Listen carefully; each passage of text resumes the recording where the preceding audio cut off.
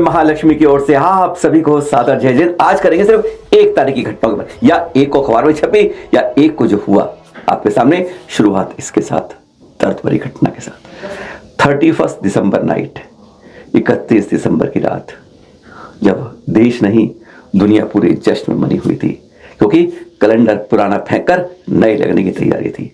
हर जगह शोर था और कहते हर जगह जगह चप्पे पर पुलिस थी। मंदसौर की घटना दिख रहे हैं आप, ये पति पत्नी और वो कातिल कौन? कातिल बाहर से नहीं आया था। लगभग इसी जश्न के शोर के डूबे में जब मंदसौर डूबा हुआ था, तब गोल चौराहे की बात हो रही है। लगभग घड़ी 8:30 बजा रही थी। अचानक उस जोश के अंदर ठैं ठैं आवाज आई, लेकिन मालूम चला कि जहां से आवाज आई वहां के आसपास के लोगों ने कुछ सुना, लेकिन तब तक चीख पुकार शुरू हो गई। और जब तक वह चीख पुकार फूटती गई, उस घर को घेर लिया। घर था दलीप एजेंसी चलाने वाले दलीप जैन, 60 साल के, और उनकी पत्नी रेखा जैन। 2 ही जने थे घर पर। और उनके पास आया था निम्बोड़ा से विकास सोनी। कमरे उस मकान के अंदर 3 और ये पहले नियत था कि उसको वहां आना है। चारों तरफ से घिर गया घर, तो उसको देख ठा ठा 2 आवाज और आई बंदूक से गोली से लगने की। सब हो गए संकल्प। मालूम चला जब अंदर तक पहुंचे तो 3 लाशें पड़ी हुई थी। कातिल कोई बाहर से नहीं आया था। उन तीनों में से एक था जैन दंपति या वह विकास सोनी। सोने चांदी का लेन देन होता रहा, उसी कार्य में आया था और कुछ सोच समझ के आया था, जो शुरुआती जांच से पुलिस के अनुसार कहा जा रहा है। जश्न में डूबा माहौल गमगीन हो चुका था। उस घर में जश्न नहीं बना था। बात कुछ हुई, इस बारे में क्या लेन देन हुई, उसने पहले सीधा, जो पुलिस कहती है कि पहले उसने सीधा रिवॉल्वर निकाली और दोनों पर गोली मारने की कोशिश की। सोच कर आया था और प्लान ए प्लान 2 बना के आया था, लेकिन अचानक गोली सही नहीं लग पाई। पर वो प्लान 2 काम कर गया। चाकू निकाला और धड़ाधड़ वार कर दिए, लहूलुहान कर दिया दोनों को, जैसे आज मौत का पैगाम लेकर आया साथ में। इतने में जब वह निकलने लगा तो मालूम चला आवाज पहले बंद रिवॉल्वर की, और उसके बाद इस चीख पुकार के बाद जब चाकू लगे थे, सारे लोगों ने मकान घेर लिया था। अब बचना मुश्किल था। अब उसका कुछ नहीं बचा था, तो उसने ली अपनी कान पट्टी पे लेके अपनी गोली सीधा मार ली। लाशें 3 हो गई, दंपत्ति की भी और उसकी भी। नहीं समझ पाए अभी तक, पोस्टमार्टम रिपोर्ट तब तक नहीं मिल पाई, तब तक ये जानकारी आपको दी जा रही है। आजकल सराबा काम करने वाले जैनों के अंदर किस तरह से हो रहा है उनके साथ, कल्पना नहीं कर रहे। पिछले 2 महीने में हमने 7 ज्वेलर्स की आपको घटना सुना चुके हैं, जहां या तो धमकी 50 लाख की दे जाओ, या कुछ और कर जाओ, या खत्म करके चले गए हैं। छोटे समाज में बड़ी संख्या के अंदर यह होना आज बहुत कुछ कह रहा है। सीधे शब्दों में पुलिस ने इस बारे में पहले क्या कहा, पहले वो सुनते हैं। एक घर के अंदर गोलियों के चलने की आवाज़ आई है। मौके पर जब पुलिस पहुंची तो मौके पे 3 लोग मृत अवस्था के अंदर कमरे के अंदर मिले, जिनको फर्दर आइडेंटिफाई किया तो 2 लोग हस्बैंड वाइफ के रूप में आइडेंटिफाई हुए और एक अन्य व्यक्ति बाहरी व्यक्ति आइडेंटिफाई हुआ। मौके पे हमारे द्वारा जब चेक किया गया, उसको सीन ऑफ क्राइम को सर्च किया गया, तो वहाँ पे एक पिस्टल और एक चाकू भी पुलिस को बरामद हुआ है। अभी तीनों ही बॉडी को पीएम के लिए हमारे द्वारा रवाना कर दिया गया है। पीएम के पश्चात एग्जैक्ट कॉज ऑफ जो डेथ है वो पुलिस द्वारा एस्टेब्लिश किया जाएगा। व्यापारिक लेन देन आपस में पहले से चला आ रहा है, और व्यापारिक लेन देन के मामले को लेके ही ये विकास सोनी ने जैन दंपति की हत्या की है। और हत्या में एक चाकू था और एक अवैध कट्टानुमा हथियार है, तो उस दोनों से घटना में प्रयुक्त किया और दोनों की हत्या की है। सुना आपने, ये घटना के दिन की बात है। और अगले दिन क्या कहा पुलिस ने, ये भी सुन लें। कल गोल चौराहे पे जैन दंपति की हत्या की गई थी। उसका आज पेनल डॉक्टर द्वारा पीएम कराया गया है, और पीएम कराने के बाद परिवार को सुपुर्द किया गया है। अभी आगे अंतिम संस्कार की कार्रवाई की जाएगी। सर, कुल कितने लोगों की मौत हुई है और अभी तक क्या इन्वेस्टिगेशन में क्या? 2 जैन परिवार हैं, जिसमें पति पत्नी है, और एक विकास सोनी है जो निम्बाड़ा का रहने वाला, उसकी भी मृत्यु हुई है। उसकी भी खुद ने अपने को गोली मारी है। इस तरह से 3 लोगों की मौत हुई है और तीनों का पीएम डॉक्टर पैनल द्वारा कराया गया है और आगे जांच की जा रही है। हत्या का कारण प्रथमतः व्यापारिक कारण लग रहा है और इसमें पुलिस इन्वेस्टिगेशन कर रही है सही कारणों का गंभीरता से जिसका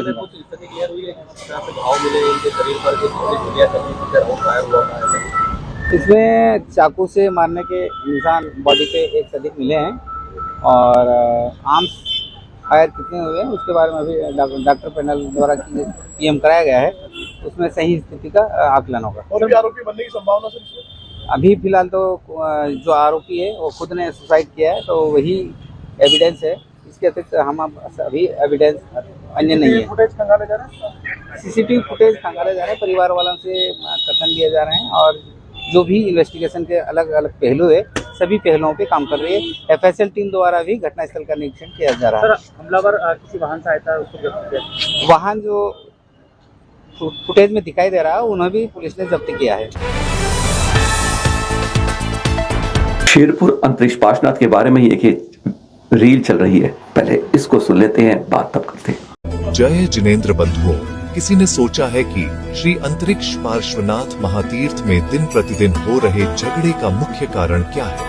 आइए हम इसके मूलभूत कारण पर दृष्टि करते हैं। सबसे प्रमुख प्रथम कारण है अपने समय मर्यादा और माननीय सर्वोच्च न्यायालय के द्वारा निर्धारित की गई मर्यादा का उल्लंघन। सर्वाधिक लड़ाई झगड़े श्वेतांबर पक्ष के पूजा समय में कुछ असामाजिक तत्वों द्वारा उत्पन्न किए जा रहे हैं। इसलिए जिस पक्ष को पूजा के लिए जो भी समय दिया गया है उस समय मर्यादा का पालन हो, अन्य पक्ष के पूजा समय में विक्षेप न किया जाए। दूसरा प्रमुख कारण माननीय सर्वोच्च न्यायालय के द्वारा जिसे जो अधिकार दिए गए हैं उन अधिकार का पालन। जिस पक्ष को मात्र अपने निर्धारित समय में पूजन करने का अधिकार दिया गया है वह पक्ष सिर्फ अपने समय में शिस्त पूर्वक पूजन करके अतिरिक्त समय में मंदिर श्वेतांबर पक्ष को सुपुर्द कर दे। एवं माननीय सर्वोच्च न्यायालय ने पूजन एवं संपूर्ण मंदिर के व्यवस्थापन की जवाबदारी एवं अधिकार श्वेतांबर पक्ष को दिया है। तो श्वेतांबर पक्ष को अपनी जवाबदारी एवं अधिकार का निर्वहन करते समय अन्य पक्ष के द्वारा विक्षेप उत्पन्न न किया जाए तो श्री अंतरिक्ष पार्श्वनाथ महातीर्थ में होने वाले लड़ाई झगड़ों का हल बड़ी ही खूबसूरती से निकाला जा सकता है। सुनिए अपने वीडियो। अब इसके बाद पहले इस बात में एक बार इसका एक्सरे करते हैं। पहला बात, अपने मंदिर का अब समय का जो समय दिया गया है उसका विक्षेपन न करें, अतिरिक्त समय इस्तेमाल मत करें, जो अपना मर्यादा है उसमें रहें। दूसरा, मंदिर को सुपुर्द कर दें।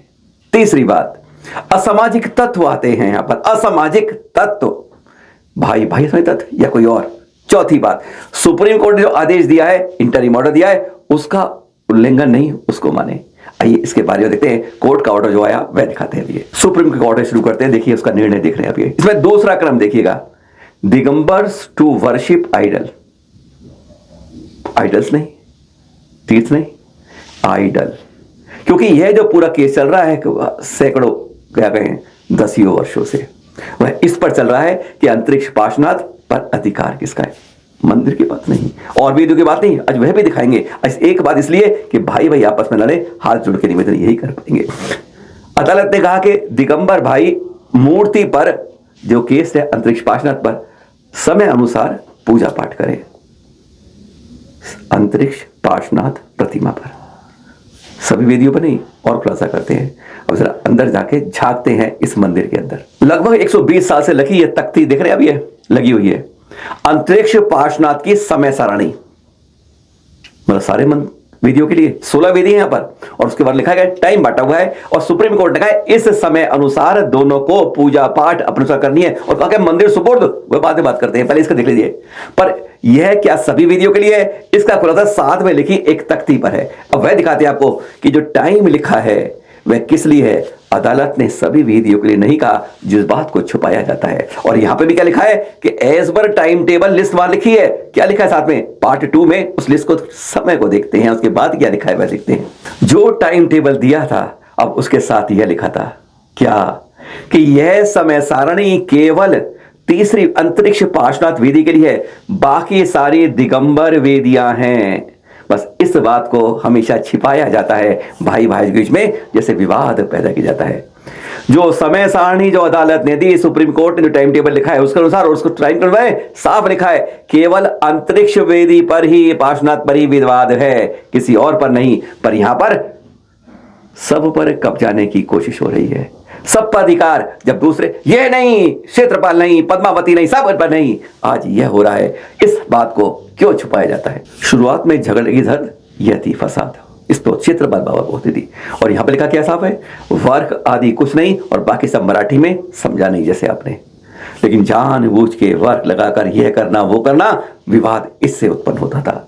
झगड़ा कारण भी जान लीजिए क्यों होता था, लिखा है साफ बोर्ड यहाँ पर कि ऐसा नहीं करना, पर क्यों ऐसा होता था, कौन अराजक तत्व ऐसा करते हैं? कौन है अराजक तत्व? भाई भाई जिन पर ठप्प लगाया, एक दिगंबर एक श्वेतांबर, वह भाई, या वह संत जिनको हम पूजनीय मानते हैं, इधर के या उधर के? नहीं, कुछ और भी लोग होते हैं यहां पर जिनको आप लोग कहते हैं बाउंसर, दिखाएंगे पिस्तौल वाले। कौन है जो बार बार क्षेत्रपाल की वेदियों पर तंग करते हैं और फिर झगड़ा होता है? कौन है जो महिला को पीटने तक से भी शर्म नहीं करते हैं? कौन है जो कैमरा लगाते हैं और फिर एक जगह तक आकर्षण काट देते हैं और फिर केवल अपना ही अधिकार जमा के उल्टे सीधे हम फोटो निकाल के आरोप लगाते हैं? कौन है वो? हमें पहचानना होगा। आज इस तरह से विवाद क्यों, अपनी एक मूर्ति रखकर विवाद उत्पन्न करते हैं, पहचानना होगा। प्रबंधन दिया है, मालिकाना हक नहीं। और ये देख रहे हैं आप, 1 से लेके 16 में 3 को छोड़कर सब पे लिखा है दिगंबर पंच मेरु, दिगंबर यह वेदी, दिगंबर ही है, सभी दिगंबर वेदियां हैं यहां पर। आज भी है, प्रमाण सूचित है, मिट रहा है जगह जगह, चाहे क्षेत्रपाल की हो, चाहे पद्मावती की हो, चाहे पंचमेरी की हो, चाहे कोई भी हो, सब है। और इस पर अपने दूसरे अधिकार जताना, क्या भाई ये सही है? हकीकत करो तो पूरी दिखाओ, इधर से उधर के काट पीट छाट मीट के सही बात हमें दिखानी चाहिए। भाई भाई को हाथ जोड़कर निवेदन, इस नए साल में इतना कर लीजिए, गले मिलिए और गले मिलकर जो लिखा है, जो नियम है, उसी अनुसार करिए। 1 जनवरी की रात देख रहे हैं, रात को 3:30 बजे का ये चित्र एक सज्जन ने, जो वहीं थे पाथुर के पास, मुंशी सुभव सागर जी, दिगंबर स्वरूप नगर मदन, खिड़की दरवाजे नहीं, और किस तरह समझ लीजिए बाहर जैसे बर्फ गिर रही है और देखिए अंदर कैसे ध्यान मग्न दिन रात रहे इस दिन। लेकिन हिम्मत नहीं, चर्या वही, और दृश्य देखकर कहते हैं नतमस्तक हुई हर नजर हुई। यह देखकर कहते हैं अपने अंदर कब कभी छूटने लगती है जब इनको ऐसे रात के 3:30 का चित्र देखते हैं। 1 तारीख को यह खबर भी छपी, नारेली के बारे में खुशखबरी आई कि पंच कल्याणक नवंबर में होने हैं। इसके लिए यहां पर चैनल महालक्ष्मी टीम भी गई। देख रही है, उस सड़क से जा रहे हैं जिसे जा रहे हैं, बस ऐसे ऐसे जाते मन में यही रहता, लघु संवेद शिखर जी बन गया है। और गजब के यहाँ पे दृश्य है जो मालूम चला है, मुनि पुंगव सुधा सागर जी द्वारा एक भव्य पंच कल्याणक होगा यहाँ पर। कभी जाइए अजमेर के पास नरली के अंदर, देखते देखते इस तीर्थ को सचमुच लगेगा कि कहीं ऐसे ऐसे नए और विशाल तीर्थ पर दर्शन करने आए हैं। कुछ चित्र देख रहे हैं आप, ये 1994 की बात है। अजमेर से कुछ लोग आए कि भूमि पूजन करना है गुरुवार, सुधा सागर जी मुनिराज के पास। वो आए यहाँ तो ध्यान होने लगा, एक गाय, सफेद गाय अपने बछड़े को दूध पिला रही, मैं कहा बहुत बढ़िया जगह है, पूजन हो।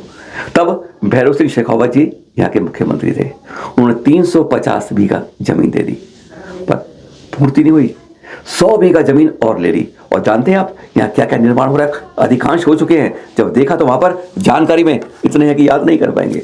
11 मंजिला 720 प्रतिमा वाला 30-24 मंदिर है, 24 तीर्थंकरों का समुच्चरण है, 120 फीट लंबा गुफा मंदिर है, 52 जिनालयों का नंदीश्वर दीप, त्रिकाल 24 मंदिर, आदिनाथ जिनालय, तीर्थंकर कॉम्प्लेक्स, आचार्य ज्ञान सागर व विद्यासागर कीर्ति स्तंभ, सुधा सागर वाटिका, 1601 कमरे हैं, 12 कमरों की आहारशाला, शॉपिंग कॉम्प्लेक्स, नेत्र अस्पताल, कार्यालय और ऐसी योजना, वानप्रस्थ आश्रम, सहस्रणी आश्रम, त्रिमूर्ति जिनालय, गौशाला, बहुत कुछ है इस नारेली में। नवंबर में इंतजार कीजिए, इसका भव्य पंचकारक हो रहा है। पर आज तो तीर्थों का दिन, तीर्थों की बात हो रहा है। स्वर्ण मंदिर तो आपने बहुत, अमृतसर का स्वर्ण मंदिर भी देखा होगा, सबसे पहले नाम उसी का आता है। वैसे ग्वालियर में स्वर्ण मंदिर भी है, अमेरिका में भी स्वर्ण मंदिर बना है, पर जैनों का स्वर्ण मंदिर सबसे अनोखा जो बन रहा है दुनिया का, जो आप चित्र देख रहे हैं, दांत तले अंगुली दब जाएगी। हाँ, काट मत लीजिएगा। शुरू हुआ विशाल, तीसरे दिन है आज। सामने आदिनाथ बाबा, निहारिए, दर्शन करके अपने आनंद के अंदर अर्जित कीजिए पुण्य। और चारों तरफ देखिए, सोना ही सोना। जी हाँ, असली सोने का यह चित्रण दिख रहा है। भरपूर सोने से लगा गजब का मंदिर दिख रहा है। हाँ, कहां पर है? गोलाकोट की बात करेंगे।